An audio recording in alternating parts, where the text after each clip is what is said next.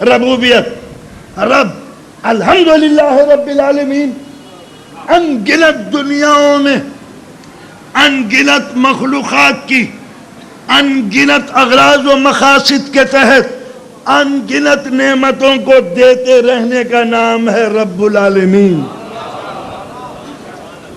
اسی لیے خالق العالمین نہیں کہا کہ پیدا کرنا کوئی خوبی نہیں ہے، ہدف تک پہنچانا خوبی ہے۔ لہذا جب قدرت نے رب کہا ہے خود کو الحمدللہ رب العالمین، تو اور ماں اور باپ کو کیا کہا ہے؟ رب ارحمہما کما ربیانی صغیرا۔ یہ پالنے والے کام تھا تیرا کہ تو رب بنتا۔ رب بنی میری ماں، رب بنی میرے باپ، تو جس طرح تو نے ماں باپ کے ذریعے مجھے پالا، مجھے توفیق دے کہ میں بھی ان کی تربیت کروں، مگر میں ان کی تربیت نہیں کر سکتا، یہ بڑی بلند منزل چیز ہے۔ اے کریم تو ایسا کر کہ میری طرف سے تو میرے باپ کو پال۔ رب ارحمہما کما ربیانی صغیرا، میرے ماں باپ جنہوں نے میری تربیت کی ہے ان پر ویسا رحم کر جیسا رحم انہوں نے مجھ پہ کیا تھا جبکہ میں چھوٹا سا تھا۔ اندازہ لگایا کہ اسلام نے ماں باپ کو کہاں پہنچایا؟ تیرا کام ماں باپ نے کیا تھا، اب مجھے چاہیے تھا کہ میں ماں باپ کی تربیت کروں، نہیں میں کر ہی نہیں سکتا، تو وہاں آ جا جہاں مجھے آنا چاہیے تھا، کہ تو ان کا حق آشنا ہے، تو جانتا ہے کہ ان کا حق کتنا ہے، میرے بس کی بات نہیں ہے۔ میں تو اتنا جانتا ہوں کہ جب یہ بوڑھے ہو جائیں تو ان کا میں خیال کروں۔ بالوالدین احسان، سب سے پہلے ماں باپ کے اوپر حسن سلوک کروں، احسان۔ اسلام کہتا ہے حل جزاء الاحسان الا الاحسان، احسان کا بدلہ احسان۔ ان کا احسان یہ تھے کہ زندگی دی، میں کیا دوں ان کو جو زندگی کا ہم وزن بن جائے؟ ہے کوئی چیز؟ یہ تھے اسلام میں ماں باپ۔ بالوالدین احسان، سب سے پہلے ماں باپ کے اوپر حسن سلوک کرنا، وذی القربہ، اور قرابت داروں کو دیتے رہنا ان کا حق۔ حق کے معنی یہ نہیں ہوتے کہ وہ ہم پہ کچھ کریں تو ہم اس کے بدلے میں دیں۔ ہم بہن کو کچھ نہیں دیں گے، کیوں؟ انہوں نے میری بیٹی کی شادی میں کچھ نہیں دیا۔ ہم بھائی کو نہیں سمجھیں گے، کیوں؟ انہوں نے غربت میں پریشانی میں میرا ساتھ نہیں دیا۔ اور چچا اس کی تو میں صورت بھی نہیں دیکھوں گا، ساری زمینوں پہ اس کا قبضہ ہو گیا، مجھے کچھ نہیں دیا۔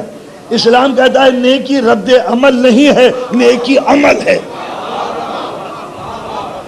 عمل ہے نیکی، رد عمل نہیں کہ انہوں نے کیا تھا تو ہم ان کے ساتھ کریں، چاہے وہ کریں یا نہ کریں تم ان کے ساتھ کرو۔ بالوالدین احسان وذی القربى والیتامى، یتیموں کو مت بھول جانا۔ حضور کا حکم ہے کہ جب بچہ تمہارے سامنے آئے تو بھیج کے پیار کرو۔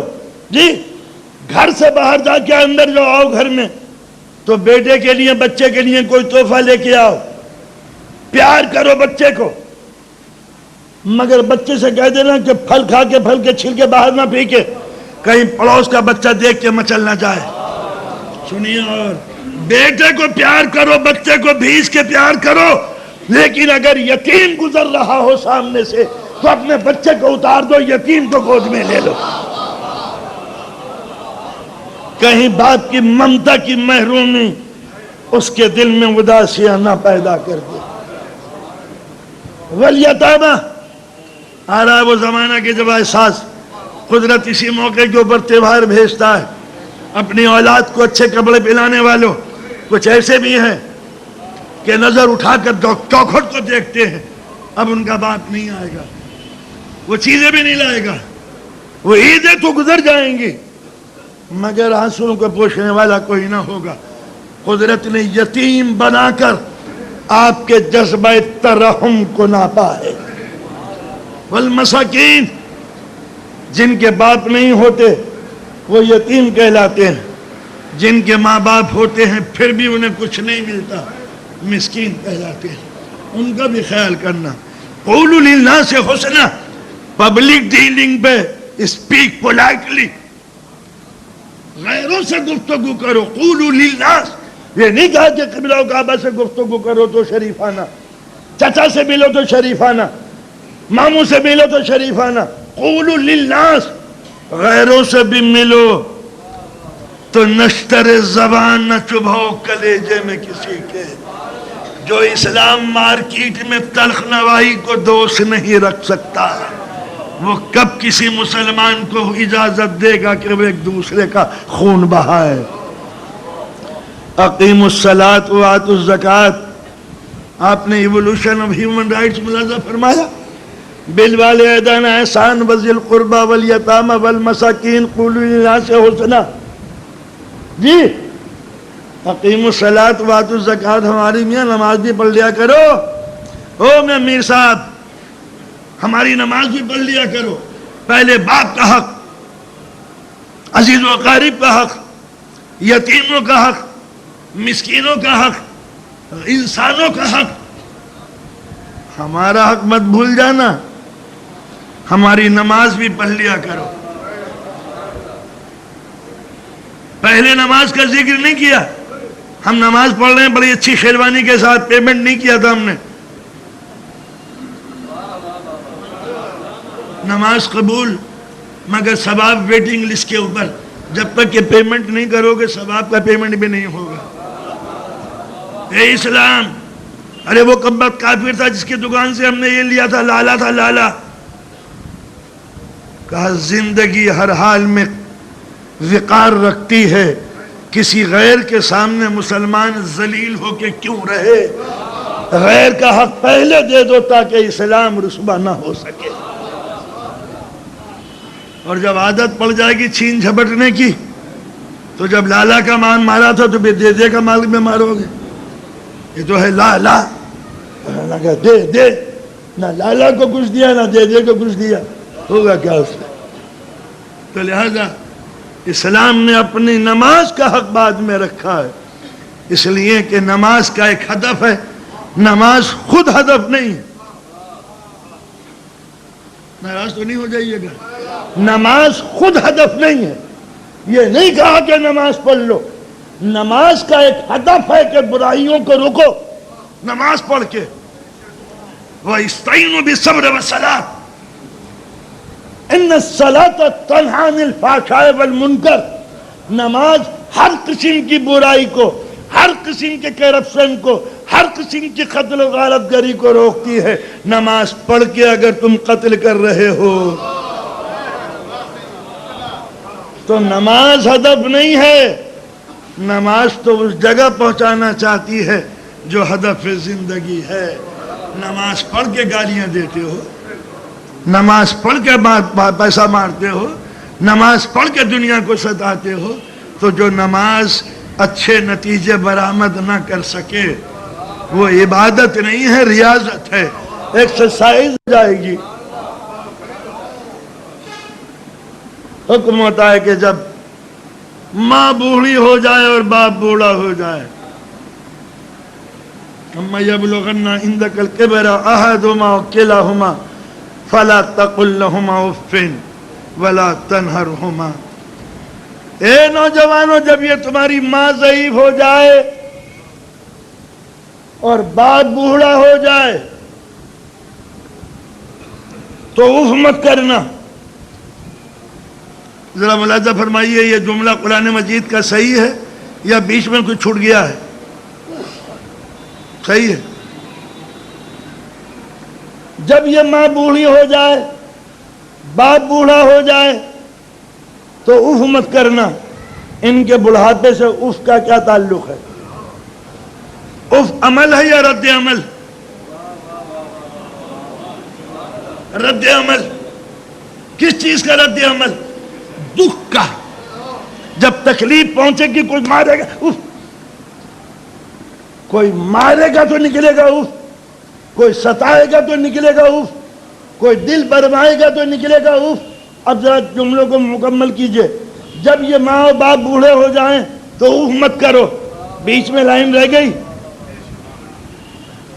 یہ جب ماں بن جائے بوڑھی ہو جائے گی, جب باپ بوڑھا ہو جائے گا تو ستائے گا, ستائیں گے ضرور یہ بوڑھے ہو کے.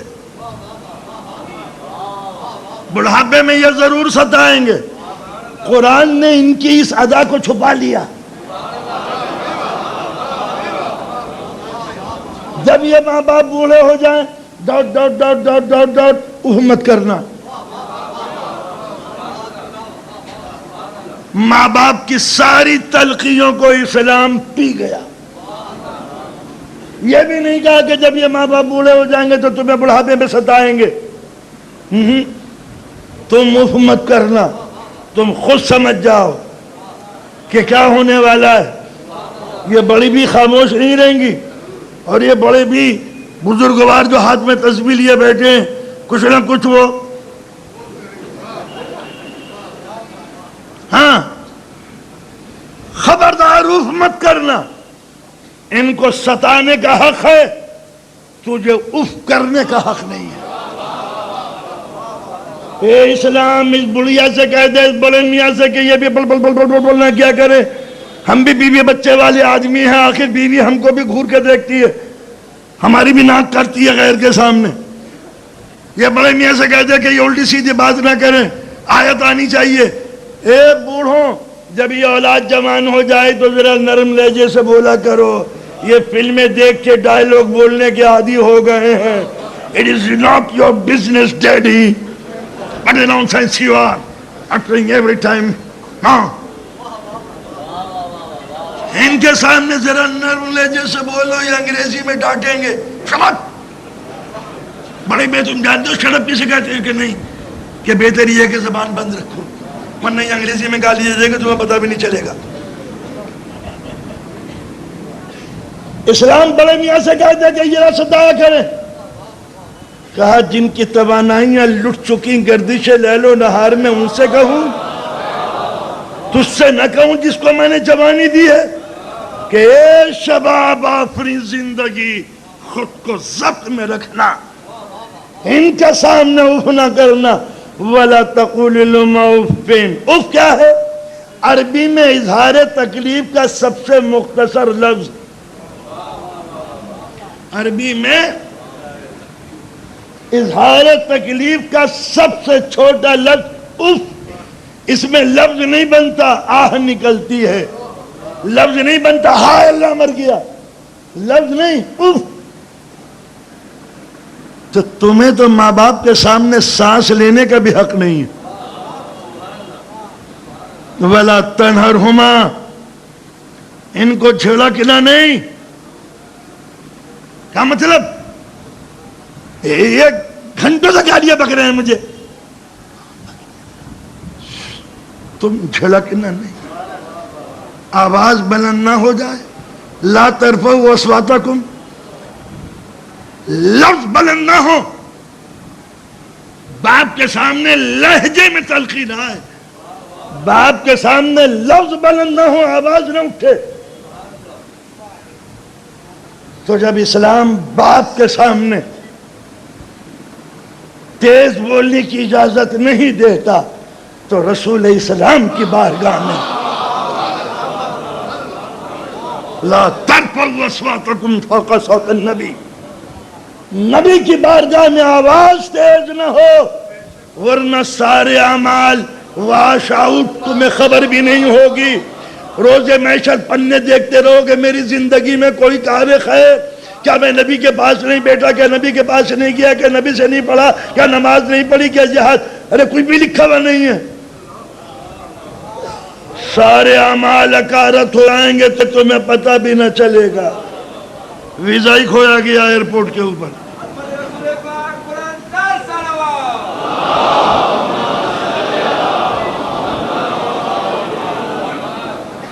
ماں باپ کے سامنے اف مت کرنا. ماں باپ کو بولنے دو گالیاں بک رہا ہے, بڑے میاں گالیاں بکنے دو, تمہارے منہ سے تیز جملے نہ نکلے. وَلَا تَنْهَرْهُمَا, جھلکنا نہیں. اور جب یہاں تک آ جاؤ کہ وہ تیز بولیں تم نرم بولو، وہ چیخے تم چلاؤ تم چپ رہو، وہ تکلیف پہنچائیں تم اف نہ کرو. وقف جناح الذل من الرحمہ. جب ان کے سامنے جاؤ تو انکساری سے سمٹے بیٹھے رہو، ان کو عقل دو، ان کو عقل کے چلنے دو، تم رہو تو ذرا سہمے ہوئے دبے ہوئے. وقف جناح الذل من الرحمہ. اور یہ ساری زحمتوں کے ساتھ نہ ہو، رحمتوں کے ساتھ ہو. ایسا نہ ہو کہ باب اللہ کہاں سے آ گیا، اب بڈھے کے سامنے چپ رہنا پڑے گا. یہ نہیں، اندر سے دل خوش ہو کہ ہم اس زندگی کی تعظیم کر رہے ہیں جس کا صدقہ یہ زندگی ہے. وقف جناح الذل من الرحمہ. شان انکساری سے اپنے شانوں کو جھکائے رکھنا. اور جب یہاں تک پہنچ جاؤ تو یہ نہ سمجھ لینا کہ تم نے ماں باپ کا حق ادا کر دیا، اب تم ان کے لیے ہم سے نماز میں دعا مانگو. رب ارحمہما کما ربیانی صغیرا. پالنے والے یہاں تک تو میں آ گیا ہوں، اب تو ایسا کر کہ ان پر میرے ماں باپ پر وہ رحمت نازل کر جیسے رحمت انہوں نے مجھ پہ نازل کی تھی جبکہ میں چھوٹا سا تھا. یہ اسلام کی احسان شناسی تھی کہ اپنے بزرگوں کو مت چھوڑو. زندگی 3 رخ رکھتی ہے، ماضی، حال، مستقبل. ماضی بھی علم دیتا ہے، حال بھی سکھاتا ہے، مستقبل بھی درس دیتا ہے. یہ ماں باپ، ماضی، حال تمہاری زندگی، مستقبل تمہارے بچے، تینوں زندگی تمہارے ساتھ رہنی چاہیے.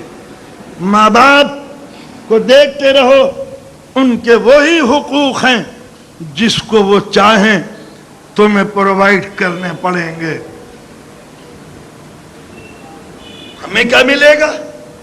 قدرت کہتی ہے احسان کرو ان سے، پیمنٹ لو ہم سے. اللہ لا یضیع اجر المحسنین. احسان کرنے والے کو ہم مایوس نہیں کریں گے، اجر سے روکیں گے نہیں. تو خدمت کرو ان کی، پیمنٹ بشکل عبادت لو ہم سے. ان کی خدمت کرو،